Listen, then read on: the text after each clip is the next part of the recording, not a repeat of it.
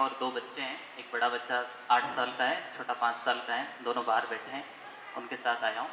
और अजमेर से लगभग 50 किलोमीटर दूर ब्यावर है, वहाँ मैं रहता हूँ। और हम लोग जो हैं, हम लोगों से मेरा मतलब, हम काफ़ी लोग जो मेरे हम उम्र हैं या थोड़े बड़े हैं, काफ़ी सारी चीज़ों से एक साथ गुजर रहे हैं। हमें पेरेंट भी होना है, एजुकेटर भी होना है। मैं बाय प्रोफेशन भी अभी एजुकेशन में ही हूँ। तो 11th-12th के बच्चों को पढ़ाता हूँ, जो टीनेजर्स होते हैं, गांव के बच्चे हैं। और जैसा भैया आपने शुरू में बताया था कि वहाँ उत्तराखंड में जो बच्चों को जब वो पढ़ा रहे थे, बाद में उनको उलाहना मिला कि आपने हमारे बच्चों को बर्बाद कर दिया। तो ये हमारा एजुकेशन सिस्टम में कहीं ना कहीं हमें लगता है कि बच्चों का इंटरेस्ट कहीं और है, और हम उन्हें रोमन सभ्यता, जापान की सभ्यता और मेसोपोटामिया की सभ्यता बता रहे हैं, जिनका उनकी ज़िंदगी से कोई लेना देना नहीं। तो एक बड़ा गैप वहाँ पर आता है। दूसरा, वो भी अपनी ज़िंदगी में उस दौर से गुजर रहे हैं। हमारा तो ये खुशकिस्मती थी कि हम तकनीक से पहले के दौर भी हमने देखा है, और इस तकनीक के दौर में पीक भी इसका देखा है, और इससे ऊबने का दौर भी हम गुजर रहे हैं।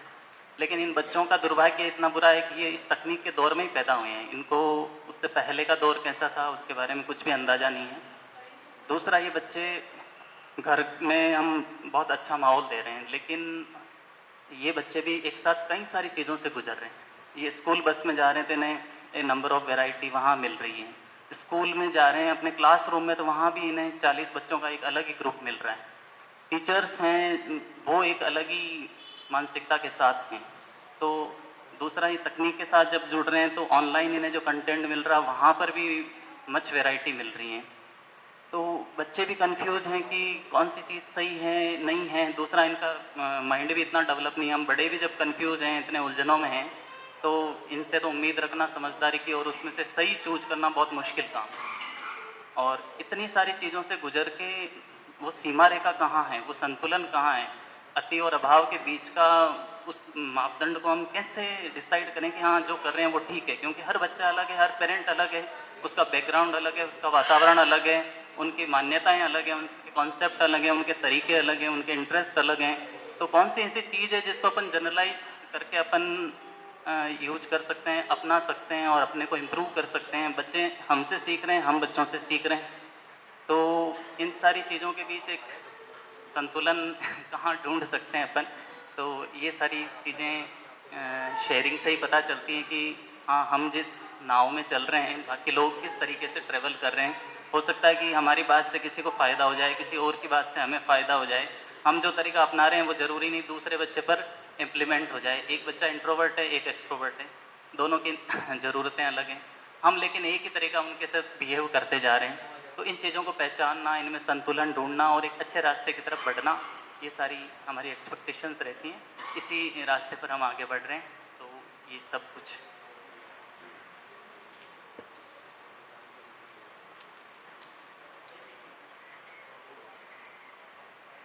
दूसरा, जब इस वर्कशॉप में आ रहे थे, तो मेरी पत्नी ने भी कहा था कि अपन पेरेंट हैं, तो हमें पेरेंटिंग की वर्कशॉप की कहाँ ज़रूरत है। तो ये मेरी पत्नी की तरफ से ये क्वेश्चन था, है ना। लेकिन जैसे आप सभी को नमस्ते, मेरा नाम भगवती देवल है। मैं जब वर्कशॉप के लिए, मेरे हस्बैंड ने मुझे बोला कि वहाँ चलना है, पेरेंटिंग की वर्कशॉप है, तो मैंने कहा अपन पेरेंट हैं, अपने बच्चे को अपन अच्छा पाल रहे हैं, तो अपने को पेरेंटिंग की ज़रूरत क्यों है। लेकिन जैसे मैंने यहाँ सब पेरेंट्स की बात सुनी, तो एक्चुअली मुझे रियलाइज़ हुई है ये चीज़ कि सच में मुझे ही नहीं, एक्चुअली हर एक पेरेंट को इस वर्कशॉप की ज़रूरत है। क्योंकि हर पेरेंट एक अलग अलग प्रॉब्लम से जूझ रहा है, उसके बच्चे के साथ परवरिश में सब जूझ रहे हैं कि मेरा बच्चा ऐसा है, मेरा बच्चा वैसा है, ये है वो। लेकिन खुद में झांक के देखिए कि आप क्या कर रहे हैं। एक्चुअली में बच्चे जो सीख रहे हैं, मेरा बच्चे का एक मेरा एक्सपीरियंस है कि मेरा बच्चा 8 साल का है। इसका एक क्वेश्चन था मेरे से, मम्मा आप हमारे साथ खेलते क्यों नहीं हो। क्योंकि मैं वर्किंग वूमेन हूँ, मेरे हस्बैंड जॉब में है, हम आते हैं, हमारे साथ समय की प्रॉब्लम रहती है कि टाइम बच्चों को खेलना है, उस टाइम पे हम नहीं खेल पाते हैं, या जब हमें इनके साथ खेलना होता है ये नहीं खेल पाते हैं। तो ये प्रॉब्लम सब वर्किंग वूमेंस के साथ होती है। एक सबसे बड़ी बात जो मुझे फील होती है मेरे बच्चों के साथ, कि मेरे बच्चों का जो इमोशनल डेवलपमेंट है, हमारे लिए अच्छा है, पेरेंट्स एज पेरेंट्स वो बच्चे अच्छे हैं, लेकिन जो रिश्ते एक अंकल आंटी में सिमट गए हैं, तो वो क्यों, मतलब आज जो एक सोशल रिलेशनशिप है कि ये चाचा है, ये चाची है, ये मामी है, ये बुआ है, ये फूफोसा है, जो भी हैं, तो वो रिश्ते इन जनरेशन के लिए ख़त्म होते जा रहे हैं क्योंकि सब न्यूक्लियर फैमिली हैं, सब वर्किंग में हैं। तो अब मुझे ये सब पेरेंट्स की बात सुन के समझ में आ रहा है कि सच में इस वर्कशॉप की ज़रूरत है सबको। तो मैं आपसे, मतलब इस वर्कशॉप से, सब पेरेंट्स से उम्मीद करती हूँ कि आप सब लोग कुछ अच्छा अपने बच्चों के लिए सीख के जाएंगे और उन बच्चों के साथ आप वो चीज़ खुद कीजिए जो बच्चे से आप चाहते हैं। तो थैंक यू। सभी को नमस्कार। मेरा नाम नरेश है। यहाँ से 35 किलोमीटर दूर गांव में पिचोलियाँ गांव है, वहाँ का रहने वाला हूँ। मैंने पहले मैडम के साथ, ज्योति मैडम के साथ एक वर्कशॉप थी, उसमें हम साथ में रहे थे। वो भी बच्चों से और पेरेंट्स से रिलेटेड थी। मेरा ये क्वेश्चन है कि सब माँ बाप मशीन बने हुए हैं और बच्चों को भी मशीन बनाने में लगे। सुबह उठ, तैयार हो, स्कूल जा, वापस आ, 2 घंटे सो, खड़ा हो, होमवर्क कर, वापस सो जा। इसके अलावा किसी के पास कोई काम नहीं। बच्चा पड़ोस में नहीं जा रहा है, बच्चा ननियाल नहीं जा रहा है, बच्चा और कहीं पे भी नहीं जा रहा है। ये सिर्फ और सिर्फ उसको या तो स्कूल में वैन में जाता है तब वो दूसरे बच्चों के साथ रहता है, स्कूल में जाता है तब वो ज़रूर बच्चों के साथ रहता है। बाकी घर में आने के बाद में वो माँ बाप के साथ भी नहीं रहता, या तो मोबाइल के साथ रहता है या टीवी के साथ रहता है। ये अपन कैसे इसको चेंज कर सकते हैं? दूसरा कि आप बच्चों को सिर्फ मशीन ही क्यों बनाना चाहते? उसका बेटा ने ये किया है, तुझे भी ये करना है। तेरे बड़े पापा के लड़के ने ये किया है, तुझे भी ये करना है। उसने ये नहीं किया है लेकिन तुझे करना है। इन चीज़ों को थोड़ा चेंज करके, और हम वास्तव में बच्चा क्या चाहता है उसको हम कैसे पता कर सकते हैं? सबसे बड़ी समस्या तब आती है जब मेरे बच्चा एक 5 साल का है, एक 11 साल की गुड़िया है, मेरी एक भांजी है जो 12th कर रही है। मेरी सिस्टर भी हालांकि पढ़े लिखे हैं, लेकिन वो IQ लेवल की, भाई अब हमें बच्चों को क्या करवाना है, उनका एक ही क्वेश्चन रहता है कि मुझे इसको क्या करवाना चाहिए। मैंने बोला इससे पूछो आप क्या करवाना चाहते हो। ये तो बोल रही है जो आप बोलोगे वही हम कर लेंगे। तो मैंने कहा फिर जो ये बोल रही है वैसे करते रहो, जब ये बोलेगी कि भाई मेरे को ये करना है तब करवा देना। तो इस चीज़ को अपन कैसे जाने कि अपने बच्चे क्या करना चाहते हैं? और सब माँ बाप के पास आफ्टर 10th ये क्वेश्चन होता है कि मैं अपने बच्चे को क्या करूँ।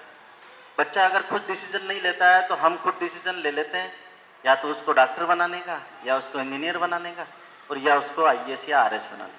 इसके अलावा कोई चौथा काम नहीं है। ये भी नहीं कहते कि बच्चा उद्यमी बनना है, या बच्चे को खेती करवानी है, या बच्चे को और कहीं तीसरी जगह जाना है। इन सब जिज्ञासाओं के लिए मैंने ये वर्कशॉप ज्वाइन करना चाहा। और सबसे बड़ी बात कि मेरा जो बच्चा है 5 साल का है, लेकिन अभी भी उसमें जो डेवलपमेंट है, जो आधुनिक बच्चे हैं, छोटे पहले के जो बच्चे थे जिनके साथ मैं खेला बड़ा हूँ, हम लोग शायद 5 साल की उम्र में स्कूल, मैं तो नहीं गया था, 6 साल की उम्र में स्कूल गया था। तो मुझे भी ऐसा लगता है कि मैंने भी उसको नहीं भेजा, लेकिन मम्मी पापा ने, उसकी मम्मी ने, मेरे मम्मी पापा, नहीं इसको स्कूल डालो, बैठना ही सीखेगा। घर में ही बैठना सिखा दो इसको। नहीं, इसको तो स्कूल में ही बैठना सीखना है, कुछ तो सीखेगा। अच्छा, उसकी मम्मी का कहना है कि कम से कम 4 घंटे, मेरा तो जी नहीं खाएगा, बाकी और तो कुछ नहीं, 4 घंटे मैं तो घर का काम कर लूँगी, तब तक ये वापस आ जाएगा, फिर मैं अपने काम से फ्री हो जाऊँगी, फिर मैं इसके साथ रहूँगी।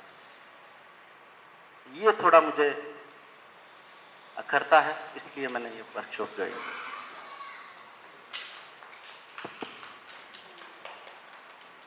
सभी को नमस्ते।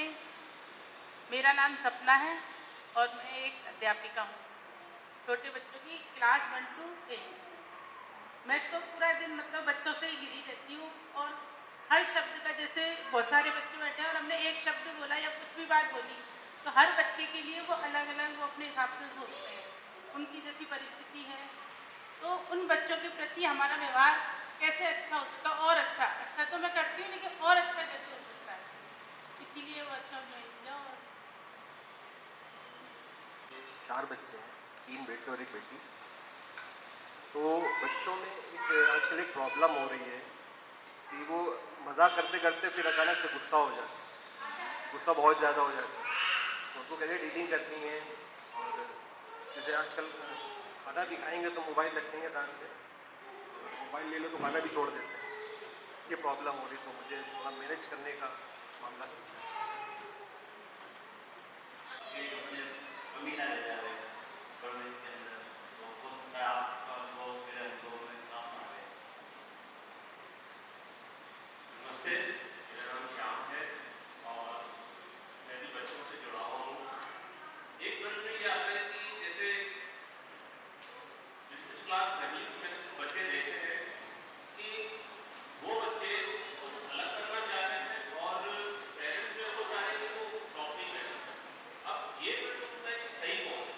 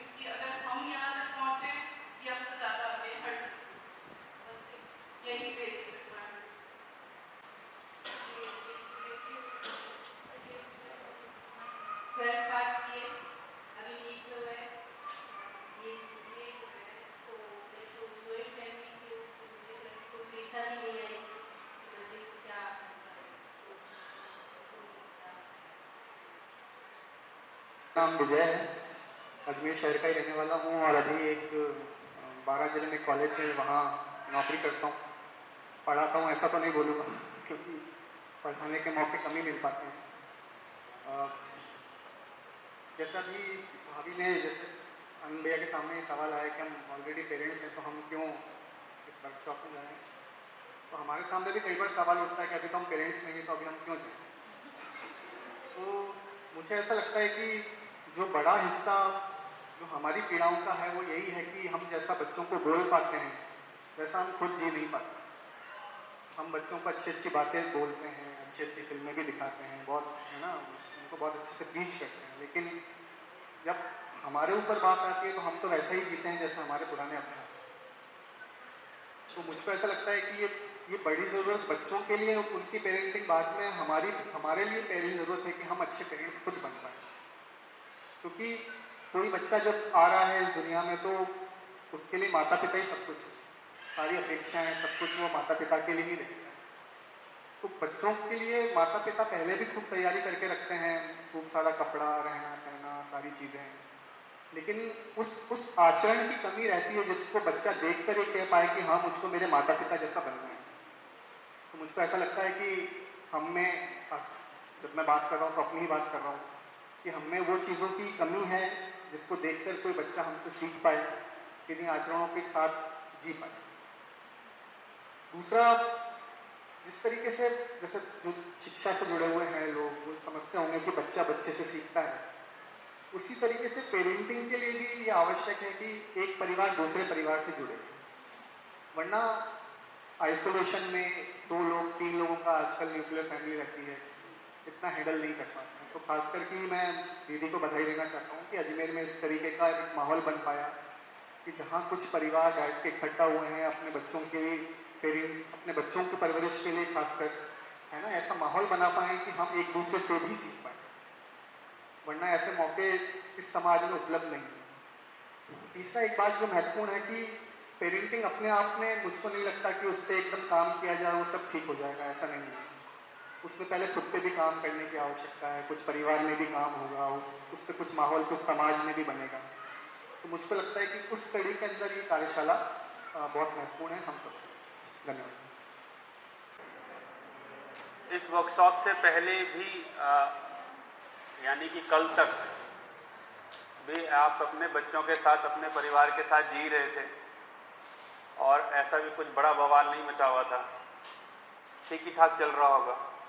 कई बार वर्कशॉप में आने के बाद लगता है कि नहीं यार ये तो कुछ ज़्यादा दिक्कत है ना। ये ऐसा ही है कि जब तक आप डॉक्टर पे नहीं जाते तब तक आपको लगता है कि आप ठीक ही हैं। हल्का सर दर्द हो गया तो चलो क्रोसिन खा लिया, कभी कमर दर्द हो गया तो चलो मूव लगा लिया, तो ऐसे से तो हमारा काम चल जाता है। पर कई बार जब हम किसी प्रॉपर डॉक्टर के पास जाते हैं और वो 5-7 अपने स्कैन मारता है तो फिर समझ में आता है कि कुछ रूट में ही गड़बड़ी है ना। फिर वो बताता है कि नहीं आपका तो डाइजेशन सिस्टम ही खराब है, ये ठीक होगा तब जाके कुछ ठीक होगा। तो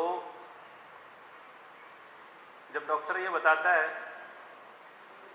तो मुझे लगता है कि फिर हमको परेशान होने की ज़रूरत नहीं होती, एक्चुअल में हमको कॉज पकड़ में आ जाए फिर तो हम उस पर कुछ काम करें,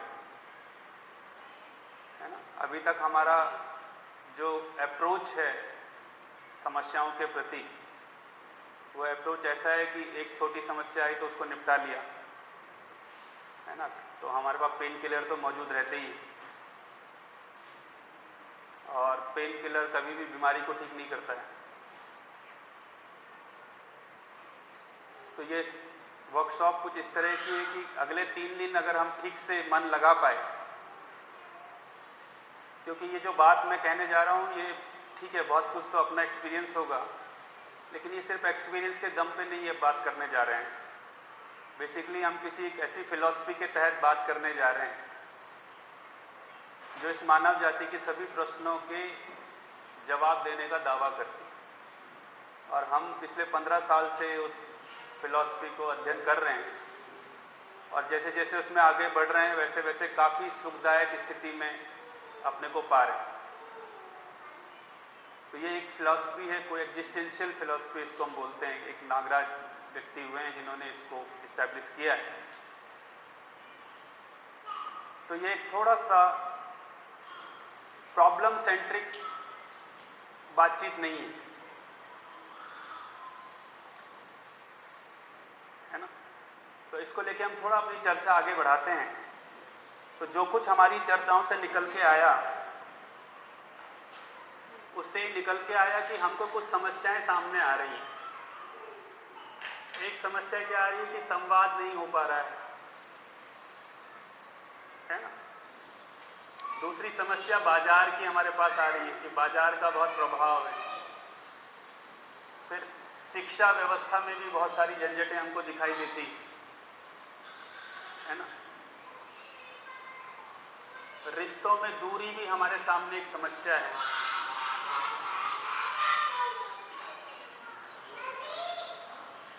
तो ऐसी बहुत सारी समस्याएं हैं, है ना।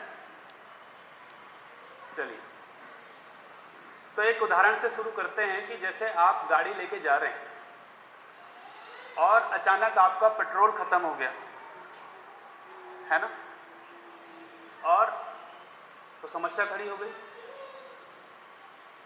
और आप निकले और आपने गाड़ी के बाहर देखा और आपको दिखाई दिया कि एक सामने एक बोर्ड लगा है जिसमें लिखा है 200 मीटर अहेड एक पेट्रोल पंप है। तो अभी हम परेशान होते हैं, तब हम परेशान नहीं होते, है ना। लेकिन ठीक ऐसे ही अगर हम दूसरी घटना में ये घट जाए कि हम गाड़ी से जा रहे हैं और हमारी गाड़ी में पेट्रोल खत्म हो जाए और हम देखें दूर दूर तक कोई पेट्रोल पंप नहीं है, तो तब हमारी स्थिति कैसी होती है? तब हम परेशान होते हैं। तो घटना तो एक ही घटी थी दोनों समय कि पेट्रोल खत्म हुआ था, लेकिन पहली बार में हम परेशान क्यों नहीं हुए? सामने सॉल्यूशन था। तो फिर से यही सवाल पूछ रहा हूं कि हम समस्या से परेशान होते हैं या हमारे पास समाधान नहीं है, हम इससे परेशान होते हैं? ये अंतर पकड़ में आ रहा है। तो बेसिकली हम समस्याओं से परेशान नहीं है, हमारे पास कोई सॉल्यूशन नहीं है। तो सॉल्यूशन सामने होता है तो समस्याएं हमारे लिए उतना बड़ा प्रॉब्लम नहीं होती, है ना। समस्याएं उतना बड़ा मैटर नहीं करती। अभी हम ज़्यादातर समस्याओं को लेके बहुत चर्चा करते हैं, समस्याओं को लेके हम बहुत ज़्यादा लंबा बातचीत करते हैं। लेकिन जिस क्षण हमारे पास, अब इस घटना को देखिए कि जिस क्षण हमारे पास पेट्रोल नहीं होता है उस क्षण हम क्या करते हैं? हम बहुत परेशान होते हैं, हम अपने को कोसते हैं, मैं बेवकूफ़ हूँ, पहले देख लेना चाहिए था, देखा नहीं, पता नहीं अब क्या होगा, है ना। या भविष्य की बहुत चिंता होने लगती है, अब क्या होगा, टाइम पे नहीं पहुँचूंगा, पता नहीं वहाँ क्या होगा। और अगर उसमें कोई दो लोग हैं तो वो एक दूसरे को कोसेंगे, तू ही बेवकूफ़ है, तेरे को अक्ल नहीं है, अब देख आगे क्या होने वाला है, अब यहाँ पे कोई लूट लेगा। और संयोग से अगर वो दोनों पति पत्नी हैं तो फिर मामला खानदान तक भी जा सकता है। तो जब भी हमारे पास समाधान नहीं होता हम तीन जगहों में फंसते हैं। या तो हम भूतकाल की पीड़ा में फंसेंगे, पहले नहीं देखा, जिसने गाड़ी कल खड़ी की थी ला करके उसने पेट्रोल नहीं ठीक से भराया, उसने नहीं देखा, तो भूतकाल में कोई पीड़ा, उसके बाद या कोई गाड़ी ले गया तो आज के बाद उसको गाड़ी नहीं दी जाएगी, वो हमेशा ऐसे ही करता है। तो हम भूतकाल की पीड़ा से बहुत परेशान होते हैं। जब हमारे पास सोल्यूशन, जब तक पेट्रोल पंप नहीं दिखेगा तब तक ऐसे ही होगा। या हमारा वर्तमान से बहुत विरोध चलता है, ये सरकार बिल्कुल निकम्मी है, इसको हर 10 किलोमीटर पे एक पेट्रोल पंप खोल देना चाहिए। अब क्या होगा, ये जो सामने से गाड़ी आ रही है ये पक्का मुझे लूटेगा, ठीक है, ये आदमी मुझे घूर रहा है, ये पक्का कुछ योजना बना रहा है, या भविष्य की चिंता में फंसेगा।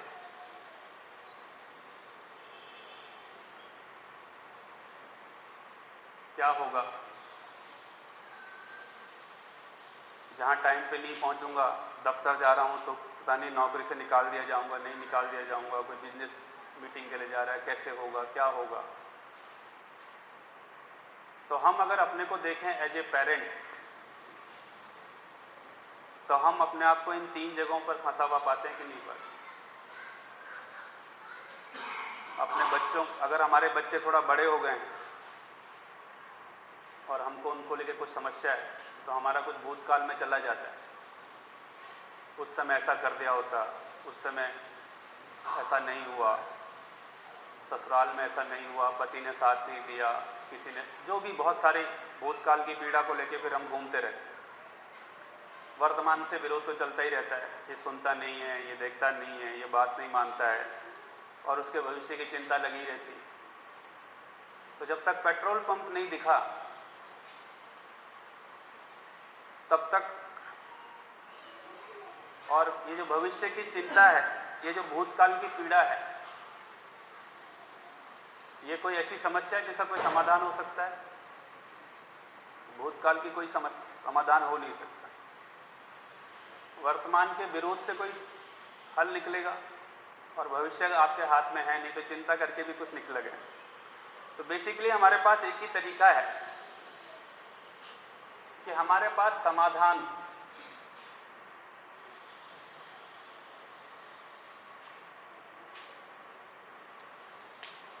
और वो समाधान कैसा हो, पेन किलर जैसा हो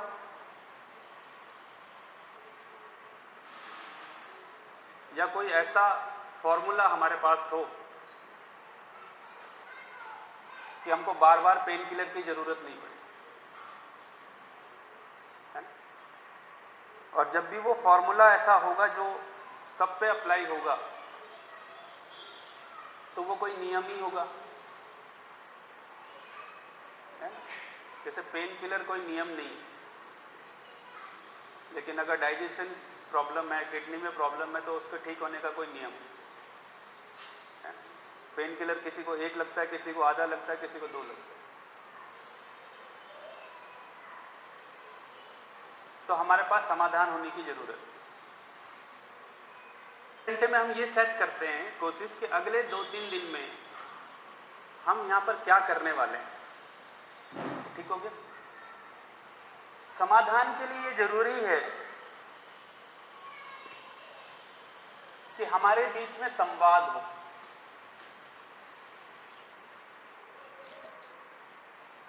ठीक है,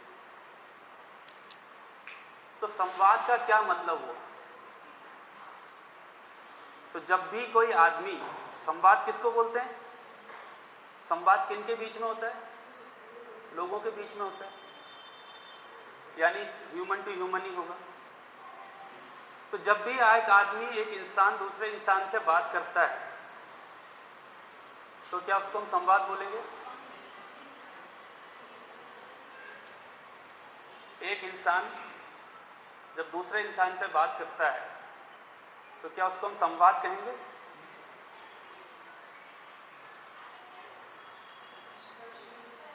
है? हाँ, हाँ, है ना। तो संवाद को पकड़ते हैं, क्योंकि हम अगले 2-3 दिन में जो भी बात करेंगे, थोड़ा सा इसको, हाँ, अगले 2-3 दिन में हम जो भी बात करेंगे, उसका जो फॉर्मेशन हो, उसको जो स्वरूप हो, वो संवाद का हो। तो हम थोड़ा ये पकड़ते हैं कि संवाद अपने आप में क्या चीज़ है। तो एक मानव दूसरे मानव के साथ जब भी कोई बातचीत करता है, किसी भाषा का आदान प्रदान करता है, उसके कई रूप होते हैं। एक होता है आदेश, है? तो एक बातचीत का स्वरूप ये भी हो सकता है कि बड़ा व्यक्ति, उम्र में बड़ा, पद में बड़ा व्यक्ति अपने से उम्र में छोटे व्यक्ति या पद में छोटे व्यक्ति को कुछ काम करने को कहता है ना, कि कुर्सी इधर से उधर कर दो, चाय ले आओ, पानी ले आओ, बिस्तर लगा दो, फलानी जगह चले जाओ। तो इसको बोलते हैं आदेश। ये भी बातचीत हम करते हैं कभी ना कभी, है ना, हम पद में हो ना हो, पर ये बातचीत तो हम कभी ना कभी करते ही।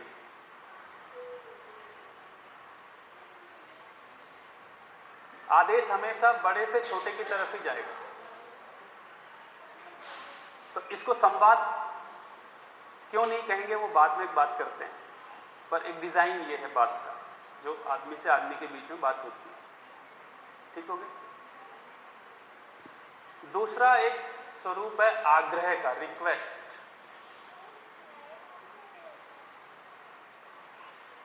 इसमें छोटे से बड़े की तरफ जाता है। जब छोटा बड़े को कुर्सी लाने को बोलता है तो वो आदेश नहीं है, वो रिक्वेस्ट है ना। तो रिक्वेस्ट भी हमारी बातचीत का एक डिजाइन है। बच्चे हमसे कई बार बात करते हैं, ठीक है, हालांकि आजकल के बच्चे ऑर्डर ज़्यादा मारते हैं, पर फिर भी वो रिक्वेस्ट है। रिक्वेस्ट करते हो मम्मी से कि ऑर्डर करते हो? रिक्वेस्ट करते हो। क्या क्या क्या अंतर है रिक्वेस्ट में और ऑर्डर में?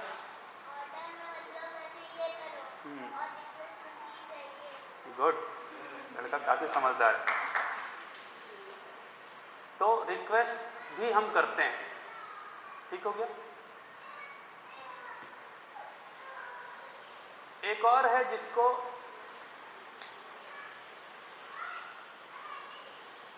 एक और हमारी बातचीत का डिजाइन है, वो है उपदेश। उपदेश समझ में आता है? क्या अंतर है उपदेश में? हाँ हाँ, इसमें सामने वाले से ऐसी अपेक्षा है कि जो भी मैं अच्छी बात कर रहा हूं ये बस एकदम इसको फॉलो करे, ठीक है। तो उपदेश में चाहिए शब्द का बहुत यूज होता है। सबको सच बोलना चाहिए, बड़ों की आज्ञा माननी चाहिए, बड़ों का सम्मान करना चाहिए, चोरी नहीं करनी चाहिए, है ना, भगवान से डरना चाहिए, ठीक हो गया। सबसे प्यार से बात करनी चाहिए। ऐसा उपदेश भी हम बहुत समय हमारी बातचीत का स्वरूप होता ही है ना। ये कोई भी किसी को कर लेता है, जनरली बराबरी की उम्र में भी करते हैं, और बड़ा तो करता ही है। बड़े का काम ही क्या है, जहाँ छोटा मिला पकड़ लिया। ये ठीक हो गया।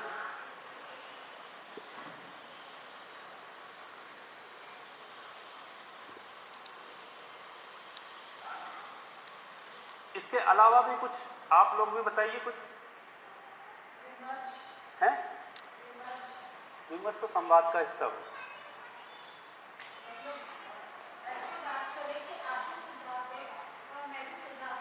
हाँ, उसको हाँ, विमर्श है।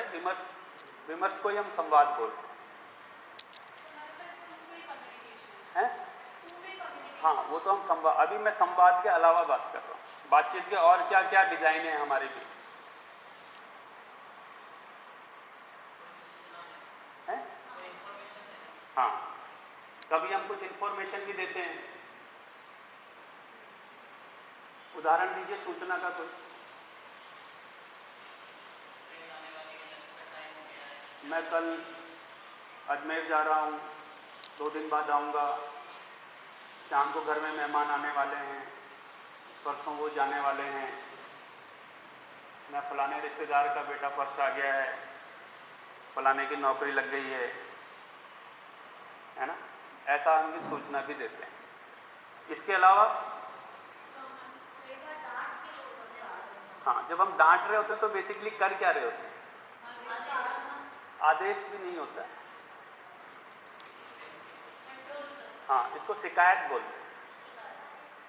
शिकायत करने का अंदाज। बड़ा डांट करके शिकायत करता है, छोटा थोड़ा सा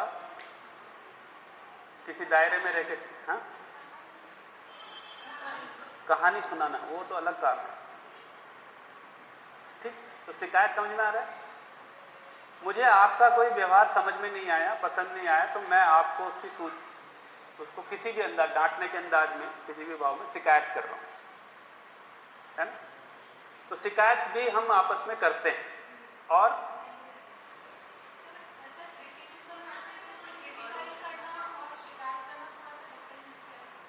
क्रिटिसाइज करना आप किस भाव के साथ कर रहे हैं, है ना? हाँ, क्रिटिसाइज करना किस भाव के साथ कर रहे हैं, वो जनरली अभी क्रिटिसाइज करना हमको आता नहीं, हकीकत तो यही है। क्वेश्चन करना वो संवाद में आ जाता है। सवाल करना भी अभी आप हमको नहीं आता। एक बच्चे से गिलास टूट गया तो हम पूछते हैं ये कैसे टूट गया, अगर उसने ठीक से जवाब दिया तो एक और गिलास टूटेगा, वो बताएगा तोड़ के क्यों तोड़ दिया। हम ऐसे सवाल पूछते हैं जिसका कोई जवाब नहीं होता। कैसे टूट गया, क्यों टूट गया, क्यों तोड़ दिया बच्चे के। तो सवाल करना भी संवाद का एक हिस्सा है। ये ठीक हो गया? एक होता है बहस। बहस समझते हैं? आर्ग्यूमेंट का। आर्ग्यूमेंट का क्या उद्देश्य है? मैं जिस बात को ठीक मानता हूं वही बात ठीक है, अपनी बात को सुपीरियर साबित करना है किसी भी प्रकार से, बाय हुक और बाय क्रुक। ठीक हो गया? तो बहस करने से, अब इधर देखते हैं, हमको क्या चाहिए, क्या समाधान। आदेश से कोई समाधान निकलता है ना? आग्रह से कोई समाधान निकलता है। समाधान किसको बोल रहे हैं बेसिकली हम? समाधान हम बोल रहे हैं जिस अभी जो बात हुई थी कि मुझको नियम का पता है, मैं समझता हूं, यानी मेरे पास मेरी समस्या का समाधान है, समझना। उपदेश से कोई समाधान निकलता है ना? उपदेश से कोई समाधान नहीं निकलता। भारत कम से कम इसका ज्वलंत उदाहरण है। यहाँ हर गली में उपदेश देने की व्यवस्थाएं हमने खड़ी की हैं, हजारों हजार साल से खड़ी की हैं, और हम उपदेश ही दिए जा रहे हैं। ये ठीक हो गया? सूचना से कोई समाधान निकलता है, यानी समझ में कुछ आता है। शिकायत से कोई समाधान निकलेगा, बहस से कोई समाधान नहीं निकलता। इसीलिए भारत की संसद, भारत को कोई भी समाधान देने की स्थिति भी नहीं है, क्योंकि वहां बहस होती है।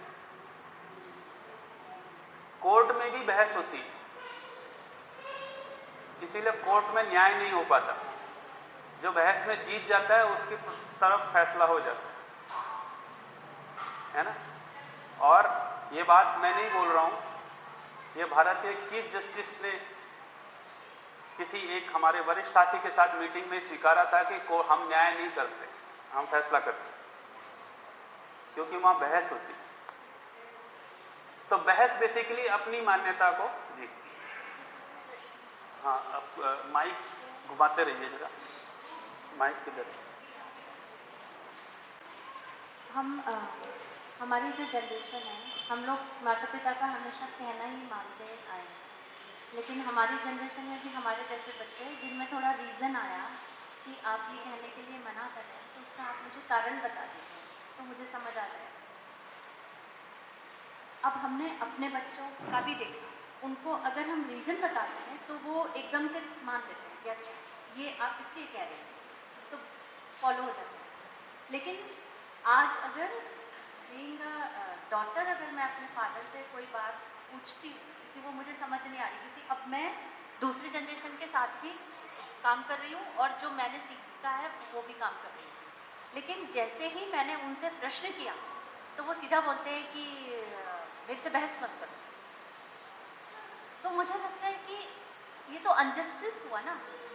मैं तो अपनी बात रख रही हूँ, आपने मेरी बात ही नहीं सुनी और आप उसको बहस का नाम दे दिया। तो उससे कुछ बात लॉजिक पूछते थे तो बड़े हमसे ये बोलते थे कि हमसे बहस मत करो, है ना। तो बहुत समय तक समाज में सवाल पूछने को ये माना गया कि ये बहस कर रहा है, यानी अपमान, क्योंकि बहस करने को क्या माना गया, डिसओबे माना गया, बदतमीजी माना गया, है ना। आज भी सरकार भी माँ बाप है, वो भी सरकार सवाल पूछने को बदतमीजी मानती है ना। तो वो अभी आएंगे उस पर कि वो कैसे होता है, पहले हम इधर देखें। तो बहस अपने आप में कोई समाधान की व्यवस्था नहीं है, ठीक है। एक और डिजाइन है हमारी बातचीत का, वो है गप। गप समझते हैं, गॉसिप जिसको बोलते हैं, वो क्या चीज है? गॉसिप क्या चीज है? हाँ है, हाँ हाँ, बेसिकली अपने घर का डस्टबिन कहीं बाहर जाके उड़ेल देना, फिर हमको लगता है कि हमने अपना घर साफ कर दिया। तो हमारे मन में भी बहुत सारा डस्टबिन है, फिर वैसा ही कोई दूसरा डस्टबिन मिल जाता है, फिर दोनों मिलके खाली कर देते हैं फिर से भरने के लिए। ये ठीक हो गया। और इसके अलावा कुछ और बातचीत का स्वरूप समझ में आ रहा है?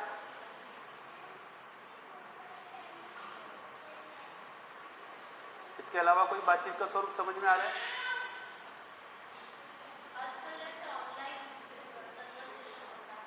हाँ, पर वो इनमें से कोई एक होगा या तो ये होगा। संवाद को मैं बहुत अलग रख रहा हूं। हैं? क्या देना? सीख,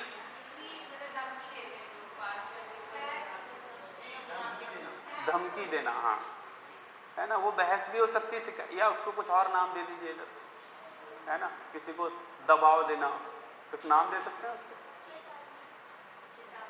है ना। हाँ ठीक है, आदेश ही होता है, उपदेश भी हो सकता है? वो तो उपदेश में चला, भाषण तो उपदेश ही हो गया सारा। हम बोलते हैं ज़्यादा भाषण मत दो, वो तो उपदेश ही हो गया। ठीक है, आप ऐसे और चाहें तो ढूंढ सकते हैं, मैं तो इतना ही ढूंढ पाया फिलहाल, है। हाँ, चुगली तो ये हो गया, गप। हाँ, चुगली बोल सकते हैं, वो भी एक प्रकार की चुगली भी बोल सकते हैं, वो एक प्रकार की शिकायत है, चुगली भी है, चुगली भी बोल सकते हैं, लिख लीजिए।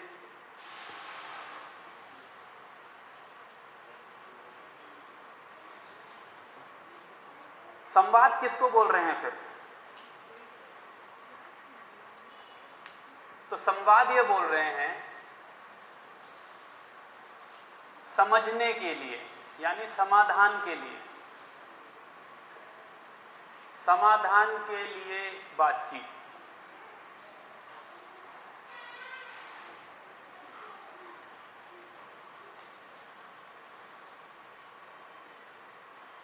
जहां न तो कोई पद है, न कोई उम्र है, यहां केवल दो व्यक्ति या दो से ज्यादा व्यक्ति केवल समझना चाहते हैं।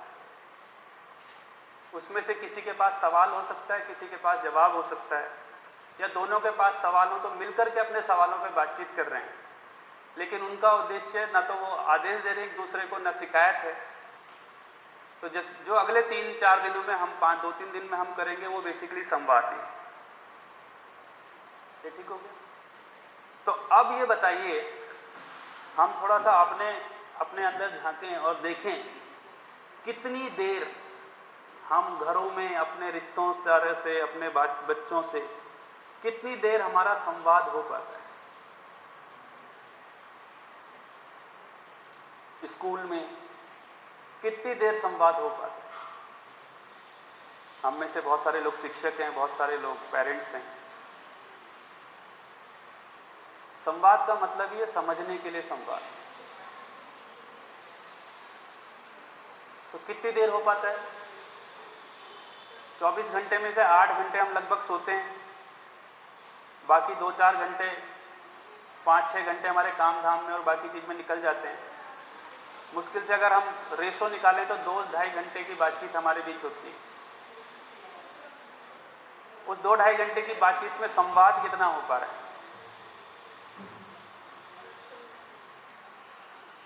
15 मिनट तो काफ़ी बड़ा है? खाना खा लिया, कपड़े खरीद लो, बाजार चल लो,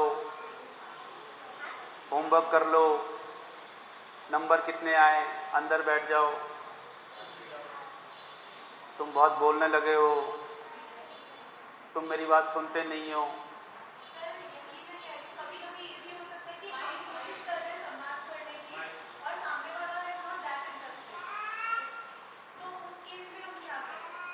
हाँ, उस केस में जब हमको संवाद पकड़ में आता है, संवाद की कला पकड़ में आती है, तो सामने वाला सुन लेते हैं। अभी सुनाना आना बाकी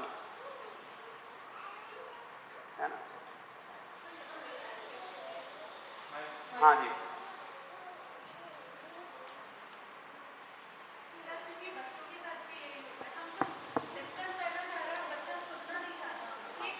सर इन दिनों मैं एक प्रॉब्लम बहुत फेस कर रही हूँ जो अभी अपन डिस्कस कर रहे हैं, और अराउंड 15-20 दिन हो गए कि मेरे लिए ये कंफ्यूजन रहता है कि मैं आपसे डिस्कशन कर सकती हूँ, मैं आपसे आर्ग्यूमेंट नहीं कर सकती हूँ। तो मुझे ये लगता है आर्ग्यूमेंट जब होता है जब हम अपने आप को राइट प्रूव करना चाहते हैं या हम किसी स्वार्थ में होते हैं, और डिस्कशन जब होता है जब हम प्रॉब्लम की मतलब कंक्लूड करना चाहते हैं व्हाट इज राइट, सही क्या है, चाहे वो मेरे फेवर में है चाहे वो मेरे फेवर में नहीं है। तो ये प्रॉब्लम जो मैं पहले भी आपसे डिस्कस कर रही थी कि हम जब टीनेजर्स से करते हैं या मैं अपने कॉलेज में करती हूँ, तो वहाँ बच्चों का कोई ना कोई स्वार्थ निहित होता है कि वी शुड बी फेवर्ड या हमारी ही बात माननी चाहिए। तो कुछ समय से मेरा यही है कि I can discuss with you but I can argue with you, वो तो एंडलेस है। तो सर हम सामने वाले को कैसे उस मोड में लेकर आए कि वो हमसे डिस्कस करें इंस्टेड ऑफ आर्ग्यूइंग, मतलब एक ठीक बात, ये भी कंफ्यूजन है कि हम अटेंड करना चाह रहे हैं, कैसे करें? ठीक बात। तो देखिए क्या है कि जब मैं समाधान के लिए कोई बातचीत कर रहे हैं, मैं अगर कोई समाधान के लिए बातचीत कर रहा हूँ और सामने वाला, मान लीजिए समाधान मेरे पास है, सामने वाले के पास नहीं है, इसका मतलब ये है कि मेरे पास 100% उसकी पूरी समझ, तब मैं उस पर बात कर पाऊँ। थोड़ी सी सूचना के बाद मैं बात नहीं कर पाऊँ। जैसे उदाहरण के लिए आप अगर सब्जेक्ट कोई पढ़ाते हैं, अगर बच्चा कोई सवाल पूछता है तो आपको केवल उतना ही पता होता है या उस सवाल से जुड़ा हुआ पूरा 360 डिग्री पता होता है, तब आप उस सवाल का जवाब दे पाते हैं। तो संवाद करने के लिए यदि कोई व्यक्ति, हम किसी को, सामने वाले को समझाने की कोशिश कर रहे हैं, इसकी ज़रूरत ये है कि हमको 360 डिग्री पता, पर्टिकुलर जगह पे जाना चाहिए या नहीं चाहिए। अब मैं सामने वाले को कहना चाह रही थी तुम वहाँ मत जाओ, पर सामने वाला, मैं उसके पीछे लॉजिक्स है मेरे पास कि तुम वहाँ क्यों नहीं जाओ, बट वो लॉजिक्स नहीं सुनना चाह रहे हैं, वो कह रहे हैं मैं कह दिया ना मैं जाऊँगा, दैट्स इट। तो अब इस केस में क्या किया जाए? अब क्या कर रहे हैं हम? धीरे धीरे उस पर आएंगे, नहीं तो वो फिर उसका एक बार मैं स्ट्रक्चर बना दूँ, ठीक है, एक बार थोड़ा इसको करते हैं क्लियर। तो ये मैं आप लोगों के सामने बात रखना चाह रहा हूँ कि अभी संवाद नहीं हो पा रहा है। ये जो हम बोल रहे हैं कि नहीं करना चाहिए, बच्चे को हम वो दिखा नहीं पा रहे।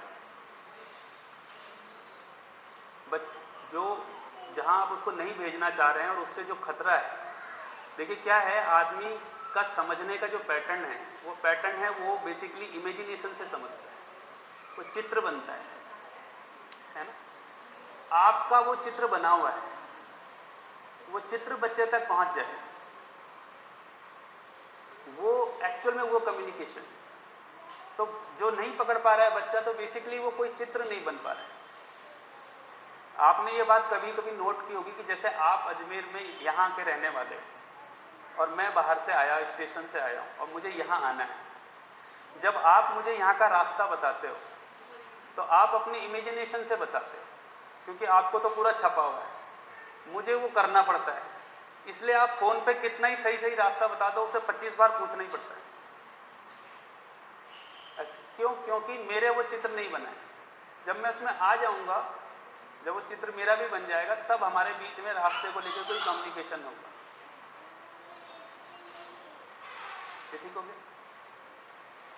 तो संवाद को अगर हम देखेंगे तो ऐसा नहीं कि हम कोशिश नहीं करते हैं, पर वो बहुत मिनिमम टाइम पे हो रहा है। कब हो रहा है? या तो जब वो गलती कर रहा है तब हम समझाते हैं। हम कब समझाते हैं किसी को? जब वो गलती कर चुका होता है। जिस समय वो गलती कर चुका होता है उस समय समझने की स्थिति में वो होता ही नहीं है ना, उस समय नहीं वो समझता है, हमको इंतजार करना पड़ता है। लेकिन जिस समय वो गलती करता है हम उसको समझाने की कोशिश करते हैं, एक्चुअल में उसे समझा नहीं रहे होते, हम अपनी भड़ास ही निकाल रहे होते हैं मैक्सिमम टाइम। ठीक, तो संवाद की शर्त क्या है? कब संवाद होगा?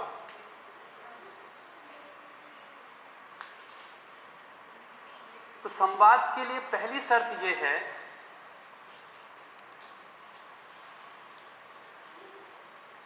कि संवाद में हम कोई ना कोई भाषा बोलेंगे, भाषा में कोई शब्द होगा। शब्द किस लिए होते हैं? शब्दों की क्या जरूरत है? वास्तविकता तक पहुंचने के लिए, है ना। जैसे मैं आपके आगे बोलता हूं आम, लिखता हूं यहां पर, ठीक है, तो आपके ब्रेन में या मस्तिष्क में या मन में जहां भी आम ऐसा लिखा हुआ आता है कि उसका कोई चित्र बनता है, उसका कोई चित्र बनता है, इमेजिनेशन आता है, वो चित्र आपको बनता है और आम कोई रियलिटी है तो आपका रियलिटी की तरफ ध्यान जाता है। तो शब्द बेसिकली रियलिटी की तरफ ध्यान दिलाने के लिए, ये ठीक हो गया। ये जो चित्र हमारा बनता है इसी को हम अर्थ बोलते हैं। यह अर्थ जब सेम बनता है तो हम बोलते हैं कि हाँ मैं तेरी बात समझ गया। जब यह अर्थ सेम नहीं बनता तब हमारे बीच में आर्ग्यूमेंट शुरू होता है। इसीलिए आपने देखा होगा हम लोग एक ही भाषा बोलने वाले लोग होते हैं और जिंदगी भर यही बोलते रहते हैं कि मैं ये कहना चाहता था, मेरे कहने का तो ये भाषा एक ही बोली है। कभी भी तेलुगु और राजस्थानी बोलने वाले के बीच में झगड़ा नहीं होता, झगड़ा एक ही भाषा बोलने वाले लोगों के बीच में होता है। क्यों? क्योंकि बोल तो शब्द ही रहे पर उसका चित्र कुछ और है, इसका चित्र कुछ और है। तो शब्द के साथ अर्थ होता है और अर्थ किसी वास्तविकता को दर्शाने के लिए होता है, इसके अलावा शब्द का कोई मतलब ही नहीं है, उसकी उपयोगिता ही उतनी। तो मेरा कोई शब्द सुन के आपके मन में सेम अर्थ बने, जैसे मैं यहां पर एक शब्द लिखता हूं,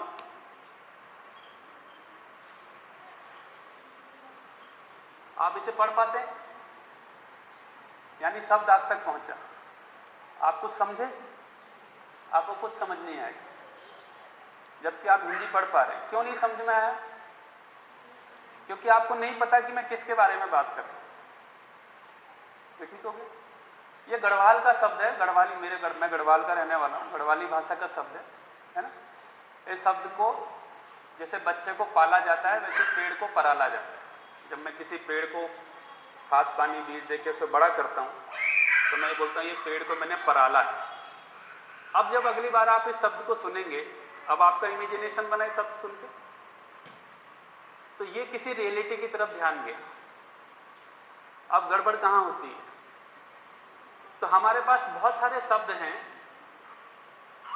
तो कभी कभी ये अर्थ तो वास्तविकता की तरफ भी जा सकता है, लेकिन कई बार कई शब्द ऐसे हैं हजारों साल की यात्रा में उस शब्द के साथ कुछ मान्यताएं जुड़ गई। उस शब्द को लेकर के आपके दिमाग में कुछ और अर्थ है, मेरे दिमाग में कुछ और अर्थ है। उदाहरण के लिए नौटंकी एक शब्द है, आप लोगों ने सुना है। जब हम किसी को बोलते हैं नौटंकी कर रहा है साहब, क्या मतलब हुआ इसका? बदमाशी कर रहा है, कुछ बहाना बना रहा है। आज से 50 साल पहले उत्तर प्रदेश बिहार में नौटंकी शब्द का मतलब कलाकार होता है। अगर आप लोगों को कुछ हिस्ट्री पता होगी तो नौटंकी अपने आप में एक कला थी। और जब ये सिनेमा का ज़माना नहीं आया था तब नौटंकी वाले एक सेलिब्रिटी होते थे, उनका नाम होता था। अगर आपको अगर ध्यान देना तो तीसरी कसम फिल्म अगर आप देखेंगे राज कपूर की तो आपको पता चलेगा। तो नौटंकी एक बहुत बड़ी कला थी। तो कोई नौटंकी वाला है तो वो एक सेलिब्रिटी होता था समाज, है ना। जैसा आज हम हीरो हीरोइन को देखने जाते हैं वैसा उनको देखने जाया करते। तो आज अगर हम किसी को नौटंकी वाला बोलते हैं तो वो बेसिकली एक तरीके से अपमानजनक मामला बन जाता है। लेकिन 50 साल पहले नौटंकी बेसिकली उसकी कला को दिखा रहा था, उसके पेशे को बता रहा था। तो ऐसे बहुत सारे शब्द हमारी भाषा में आ गए हैं जिनके वास्तविक अर्थ कुछ है और मान्यतागत अर्थ कुछ है। ठीक हो गया। एक और उदाहरण देता हूं। जैसे गधा एक शब्द है, शेर भी एक शब्द है, ठीक है। अब यहां किसी आदमी को बोलो कि भाई तू शेर है, तो वो कैसा महसूस करता है? वो प्राउड फील करता है। दूसरे को बोलो कि तू गधा है तो मारपीट की नौबत तो आई जाएगी। वास्तविकता क्या है? वास्तविकता तो जानवर ही है। भाई शेर भी जानवर है, गधा भी जानवर है, दोनों के अपने अपने गुण है ना। तो गधा और शेर और बहुत सारी चीजों के साथ हमने मान्यतागत अर्थ जोड़ लिए, है ना। इसलिए हर पार्टी वाले अपने नेता को शेर बताते फिरते हैं और दूसरी पार्टी वाले नेता को गधा बताते फिरते हैं, ठीक। जबकि दोनों ही जानवर हैं, दोनों के अपने अपने गुण हैं। गधा जहां उपयोगी। अच्छा, आज से जब तक अरब कंट्रीज में पेट्रोल नहीं आया था तब तक तो वहाँ ऊंट और गधे ही बहुत कीमती थे। तो अरब कंट्रीज में गधा किसी को बोलना बहुत सम्मान की बात। अब है कि नहीं पता, पर आज से पहले तो वहाँ किसी को ये बता, क्योंकि गधा बहुत मेहनती है। हमने क्यों उसे बेवकूफ़ बना दिया हमको नहीं समझ में आता। वो बेवकूफ़ तो नहीं दिखता, ऐसा दिखता है कि सामने शेर आ रहा और गधा उसकी तरफ चल दे, भागेगा ही ना। मतलब इतनी अकल तो है ही उसको, ठीक है। तो वहाँ किसी को गधा बोल देना वो बहुत सम्मान की बात होती थी एक समय पे, आपका नहीं पता। तो अब अगर अरब का आदमी यहाँ आएगा और वो बोले कि मेरा भाई गधा है, तो वो अपने अर्थ में बोल रहा है कि मेरा भाई बहुत मेहनती है और मैं उसे अपने अर्थ में सुन रहा हूँ कि ये वो बेवकूफ़। ये सब बातें मैं क्यों कर रहा हूँ? क्योंकि हम अपने बच्चों से बहुत सारी बातें बोल रहे होते, सुबह से शाम तक कुछ ना कुछ बोल ही रहे, क्योंकि हम बात तो कर ही रहे हैं। उन बातों में हम क्या उसके अंदर डाल दे रहे हैं? हम क्लासरूम में पढ़ा रहे होते हैं, है ना। जैसे अगर हम क्लास में पढ़ा रहे हैं और अगर अंग्रेजी में ये कहानियाँ होती थी कभी, ठीक है, या हिंदी में, कि एक देश में बहुत सुंदर राजकुमारी रहती है। अब सुंदर शब्द जो है वो कोई रियलिटी है या वो कोई अजम्पशन है? ये मान्यता है, क्या लगता है? जैसे मेरा बेटा 5.5 फीट लंबा है, ये फैक्ट है, ये रियलिटी है। पर मेरा बेटा बहुत सुंदर है, वो हर बात को लगता है। आपको लगे नहीं लगे मन नहीं पता, ये समझ में आ रहा है? अब आपने तो पढ़ा दिया कि बहुत सुंदर राजकुमारी थी और क्लास में 20 बच्चियां बैठी हैं और भी बच्चे बैठे हैं, उन्होंने उस सुंदरता को अपने अपने हिसाब से लिया, क्योंकि उनके पास बाजार का एक्सपोजर है, टीवी का एक्सपोजर है। तो आज जो भारत में सुंदरता की मान्यता है, अगर कोई लड़की उस तरह से सुंदर नहीं हुई तो उस कहानी के दौरान वो आपके साथ नहीं है।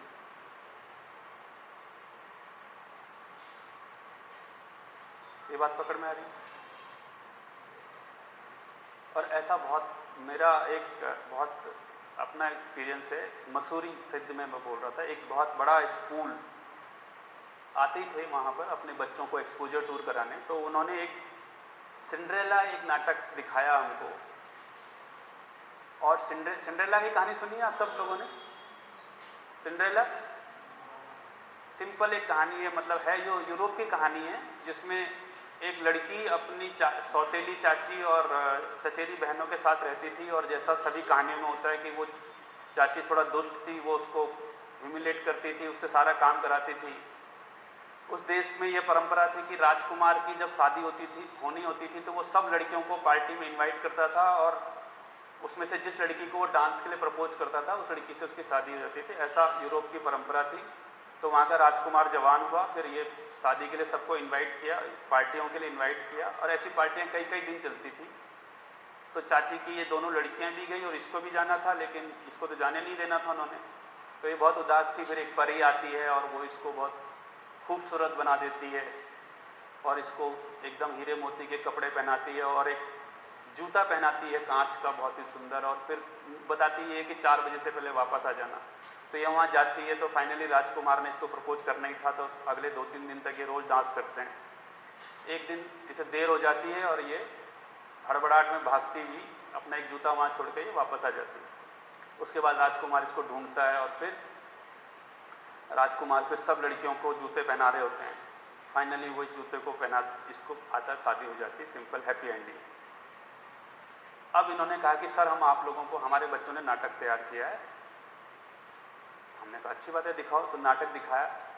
अब उन्होंने नाटक में क्या किया था, मेथड एक्टिंग, मतलब कुछ ज़्यादा रियलिटी पे पहुँच गई, एक्टिंग वैसे होनी चाहिए। तो उन्होंने सिंड्रेला तो वैसे ही बनाई थी जैसे यूरोप में सुंदरता होती है, एकदम दुबली पतली गोरी चिट्टी सी लड़की, और चाची थोड़ा शरीर से थोड़ा हैवी, थोड़ा नाटी, सांवले कलर की, 2 उसकी कजिन सिस्टर वो भी थोड़ा सांवली, थोड़ा उस, और ऐसा वो नाटक चला। और मैं उस लड़की को देख रहा हूँ जो सिंड्रेला बनी है, और उसके बाद भी मैंने उसको देखा।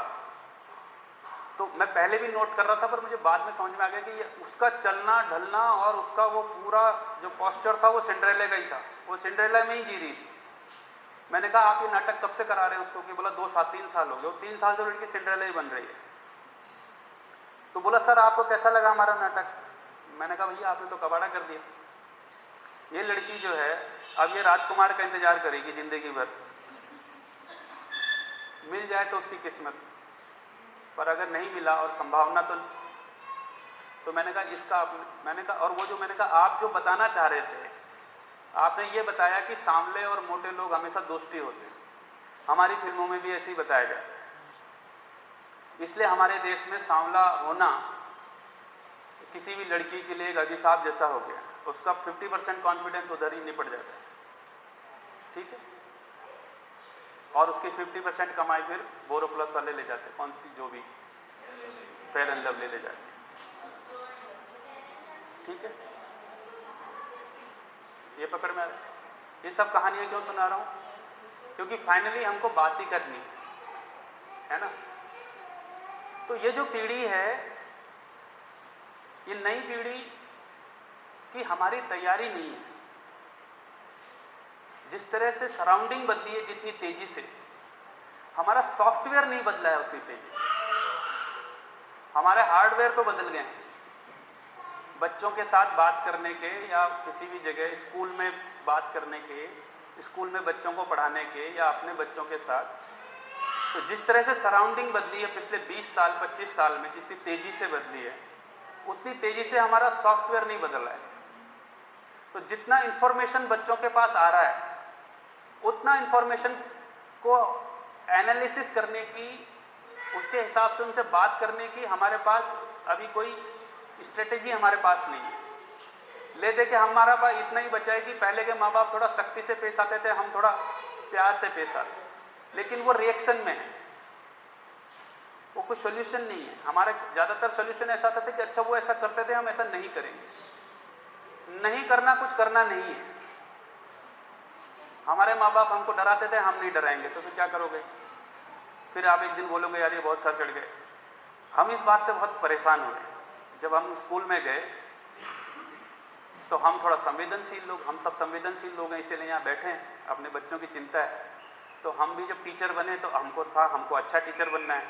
अच्छा टीचर कैसे बनना है कि जैसे हमारे टीचर करते थे वैसा नहीं करेंगे, है ना। हमारे टीचर छोटी सी गलती पे जुलूस निकाल देते थे, है ना। हमारे स्कूल का नियम ये होता था कि जिसको पीटना है उसे बीच चौराहे, जो भी स्कूल का बीच ग्राउंड होता है, उस पर आके उसको पीटा जाता था ताकि सबको सबक मिल सके। तो हमको ऐसा नहीं करना है। तो नहीं करने का पता चलने का मतलब ये नहीं होता कि क्या करना है। तो गलत का पता चलना बराबर सही का पता चलना नहीं होता। ये ठीक हो गया। तो हमने भी स्कूल में पढ़ाना शुरू किया। अब क्या किया जाए, तो किसी ने बोला कि माँ की तरह बच्चों के साथ पेश हो जाए। तो चलो माँ की तरह हो गए। पर माँ तो माँ होती है, फिर वो बच्चा पढ़े ना लिखे, वो खाना ठीक से खा ले, उसको तो उतनी चिंता बहुत है। ट्रेडिशनल सामान्य माँ की, वो बच्चे तुमने होमवर्क क्यों नहीं किया, वो रोने बैठ जाए, सर घर में दिक्कत हो गई, ये हो गई, वो हो गई। अब माँ इससे ज़्यादा क्या कर ले, वो टेंशन खड़ी हो गई। फिर बोला कि दोस्त बन जाओ। दोस्त बन गए तो वो हमारे गले लग गए। ठीक है। फिर बोला पिता की तरह हो जाओ। अब पिता कैसा होता है, इसका हमारे पास कोई यूनिवर्सल डिजाइन नहीं है ना, सबके अपने अपने डिजाइन है। ठीक है। तो मैं अपने पिता की तरह होने की कोशिश करता था, पढ़ो, दूसरा शिक्षक अपने पिता की तरह होने की कोशिश करता था, वो अपने आप में खिचड़ी बन गई। तो हम बहुत तंग हुए। हमको समझ में नहीं आया कि इस बच्चे से क्या रिलेशन बिल्ड करें, कैसा, और पढ़ाना भी है, सिलेबस भी पूरा कराना है। तो फाइनली क्या है, ये समझ में आया कि बच्चा हो या बड़ा हो, कोई भी हो, हम जब भी किसी से डील कर रहे हैं, मानव से ही डील कर रहे हैं।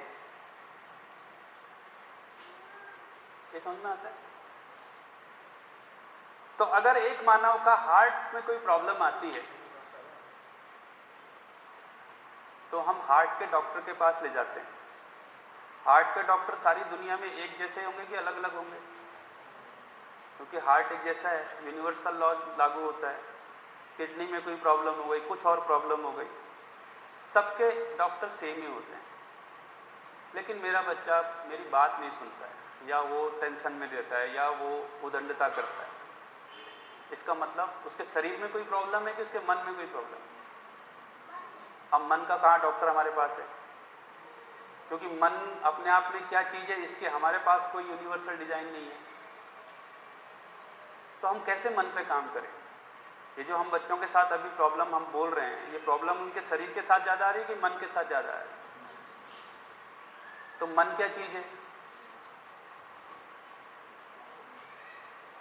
वो कैसे काम करता है, वो कैसे ऑपरेट होता है, उसका कोई डिज़ाइन हमारे पास होगा तब तो हम कुछ काम करेंगे ना। हमारे पास मैथ्स का सिंपल, हमको पता है कि अगर इस बच्चे को परसेंटेज पढ़ानी है तो हमको उसका स्टेप पता है ना, कि भैया इसको पहले काउंटिंग सिखानी पड़ेगी, उसके बाद उसको प्लेस वैल्यू आएगी, फिर धीरे धीरे जब उसको मल्टीपल आएंगे, जोड़ घटाव आएंगे, उसके बाद उसको एक स्टेप है उसका। पर एक बच्चे के मन पे काम करने का हमारे पास क्या स्टेप है? इसलिए अधिकांश समय समझाने की जगह पे हम उपदेश में ही जाते हैं। ये ठीक हो गया। अब बहुत सारे लोग, आपने कभी पुरानी फिल्में देखिएगा, 40, 50, 60 के दशक की फिल्में देखिएगा, तो 40, 50, 60 के दशकों में भी कई फिल्मों में आप माँ बाप को ये बात कहते हुए पाए जाएंगे कि यार ये बच्चे ना बिगड़ बहुत है, जमाना बदल रहा है। ठीक है। आज हम ये बोलते हैं कि पुराना जमाना ही ठीक था, वो वाले बोलते हैं कि नहीं। आप 60 कोई भी फिल्म देखो, उसमें जो भी सामाजिक कोई फिल्म है उसमें ये शिकायत आ ही रही है कि ये नई पीढ़ी खराब हो रही है। और ऐसा मैंने सुना है, गूगल से कंफर्म करना पड़ेगा, कि किसी एक जगह करीबन 2,500-3 हज़ार साल पहले एक कोई पत्थर पे जो स्क्रिप्ट मिलती है ना, क्या बोलते हैं उसको, रिटन स्क्रिप्ट होती है जो पत्थर पे लिखी है, हाँ, मैं उसे कंफर्म करना, मैंने सिर्फ कहीं पढ़ा था, मुझे ध्यान नहीं आ रहा, बहुत साल पहले। तो ऐसा बताते हैं कि उस पर भी एक लाइन ये लिखी हुई थी कि जमाना खराब आ गया। अपने आने वाली पीढ़ी से हर पीढ़ी को कुछ शिकायत रहती है। तो क्या शिकायत रहती है? तो अभी तक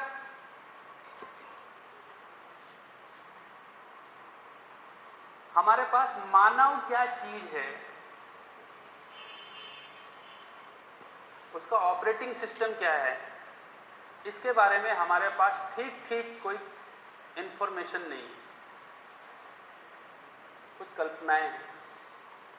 एक कल्पना विज्ञान देता है कि ब्रेन ही सब कुछ है, न्यूरॉन सब कुछ करते हैं, इस भाग में प्यार है, इस भाग में क्रोध है, इस भाग में घृणा है, ऐसा ऐसा कुछ वो बताते हैं।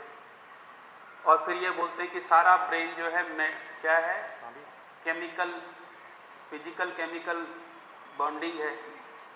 केमिकल बॉन्डिंग है तो केमिकल सारे शरीर में केमिकल ही है, और जब भी आपके शरीर में कोई केमिकल की कमी होती है तो आप कुछ दवाई दे देते हो तो वो केमिकल पूरा हो जाता है। तो अगर प्यार घृणा जैसा कोई केमिकल है, और केमिकल तो एक ही जैसा होगा, सब पे एक ही जैसा इफेक्ट करेगा, तो क्या प्यार का कोई इंजेक्शन बना सकते हैं क्या? तो हम बच्चों को शुरू से ही दवाई देना शुरू करते हैं, जिससे ये जो है माँ बाप से प्यार करना सीख जाए, या आज्ञा पालन करना सीख जाए, या बहुत सारा चीज़ सीख जाए। तो वहाँ भी ये समझ में नहीं आ रहा है कि अगर ये सब इमोशन केमिकल हैं तो फिर ये केमिकल से ठीक क्यों नहीं हो पा रहे? सर, अब जैसे स्टार्टिंग में आपने बोला था कि हमारी वो जनरेशन है कि हम पेरेंट्स की भी सुनते थे और बच्चों की भी सुनते हैं, लेकिन जो अभी आपने रिलेट किया कि 90s जो 80s की मूवीज़ है उसमें भी सबको यही प्रॉब्लम है कि बच्चे नहीं सुनते। यानी कि जब हम बच्चे थे ना, तब हमारे पेरेंट्स को भी यही शिकायत थी कि हमारे बच्चे हमारी सुनते नहीं हैं। बिल्कुल। और आज हमें हमारे बच्चों से भी यही शिकायत है। क्या है कि सराउंडिंग जितनी तेजी से बदल रही है, जब मैं छोटा था 8-10 साल का, तब गांव में एक टीवी होता था, उसमें संडे को संडे फिल्म आती थी। तो मेरे पिताजी से मेरा रिश्ता हफ्ते के 5-6 दिन बढ़िया रहता था। वो बढ़िया खेत में काम करते थे, मैं उनके साथ काम करता था, सुबह स्कूल जाता था, शाम को आके अपना नदी में नहाने चला गया, जंगल चला गया। संडे को कोई मुझे पूछने वाला नहीं होता था। संडे को टेंशन होती थी, आज फिल्म देखने जाना है कि नहीं जाना है, तो सुबह से फिर वो मक्खन पालिश करनी होती थी। एक ही दिन तनाव आता था, समझ रहे? उसमें कभी वो जाने देते थे, कभी नहीं जाने देते थे, लेकिन फिर मंडे से फिर से वो अपना रूटीन पे आ जाते थे। बाजार 15 किलोमीटर दूर था, ले दे के 1-2 चीज़ें बाजार में मिलती थी, वो एक पाव भाजी ब्रेड होता है और एक जलेबी वलेबी होती है। महीने में कभी जाते थे तो उस दिन तनाव होता था कि आज कुछ खाने को लाएंगे कि नहीं लाएंगे। अब मेरे बेटे के पास लैपटॉप है, रोज ही फिल्म आ रही है, बाजार घर के नज़दीक आ गया है, तो अब ये तनाव रोज होगा कि नहीं होगा? अब मैं अगर उसी मेंटलिटी से अपने बेटे को पालना शुरू करूं, या किया होगा मैंने, तो वो रोज झेलना पड़ेगा। तो हमारा जो सॉफ्टवेयर है, वो सॉफ्टवेयर क्या है मैं बताता हूँ आपको। 3 सॉफ्टवेयर अभी तक हमारे पास एजुकेशन, मैंने अपने बच्चों को भी एजुकेशन देते हैं as a parent, as a teacher. तो 3 सॉफ्टवेयर हमारे पास रहे हैं अभी तक। डरा दो। तो हमने ऐसे माँ बाप भी देखे हैं कि घर में पिताजी आए और कर्फ्यू लग गया।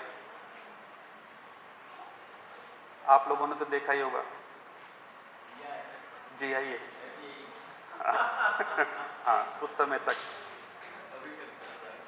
तो ऐसे भी घर थे। ऐसा भी एक दौर था कि पिताजी घर में आए तो कर्फ्यू लग गया। और हरियाणा यूपी के इलाकों में ये मतलब बाप अपने बच्चों को सबके सामने उठा ले, ये बेशर्मी मानी जाती है, बिगाड़ रहा है। तो बाप बच्चों को प्यार दिखा दे, यह अत्यंत ही बेवकूफ़ी की बात मानी जाती है, सॉफ्ट हार्टेड माना जाता है ना। मैं